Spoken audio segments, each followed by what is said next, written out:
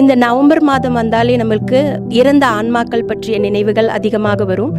அதிலும் குறிப்பாக என்னோடது தந்தையின் இழப்புக்கு அப்புறமேட்டுக்கு அந்த ஆன்மா அவர் போல இருக்கிற மற்ற ஆன்மாக்கள் அவங்கெல்லாம் என்ன பண்ணுறாங்க, எப்படி அவங்களுக்காக அவங்க ஜெபிக்கிறாங்க அப்படின்னு நம்ம யோசிச்சுட்டு இருக்கும் பொழுது நான் படித்தது என்னென்னா, இது 3 விதமான திரு அவை இருக்கிறது. ஒன்று போராடும் திரு அவை, துன்புறும் திரு அவை, வெற்றியும் மாண்பும் கொண்ட திரு அவை அப்படின்னு திரு அவை 3 விதமாக பிரிச்சிருக்காங்க.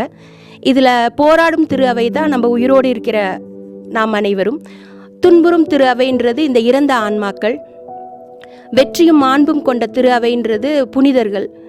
அப்போது இந்த துன்புறும் திரு அவை அந்த இறந்த ஆன்மாக்கள் அவங்களுக்காக அவங்க ஜெபிக்க முடியாது.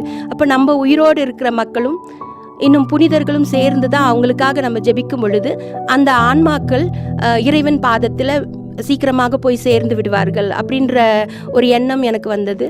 அப்போ இதுக்கு நம்ம என்ன பண்ணணும் அப்படின்னு சொல்லி பார்க்கும் பொழுது என் தகப்பனார் சின்ன வயசுலேருந்தே சொல்லிகிட்டே இருப்பாங்க, நான் மாஸ்க்கு கரெக்டாக போகணும், ஜவமாலை ஜெபிக்கணும். அந்த வழிமுறையை நானும் பின்பற்றினேன். குறிப்பாக இந்த நவம்பர் மாதத்தில் நம்ம இந்த 1லேருந்து 8ஆம் தேதி வரைக்கும் நம்ம கல்லறைகளை போய் நம்ம சந்திக்கும் பொழுது அந்த இறந்த ஆன்மாக்கள் பாவ மன்னிப்பை பெறுகிறார்கள் அப்படின்ற ஒரு இது பற்றி தெரிஞ்சது.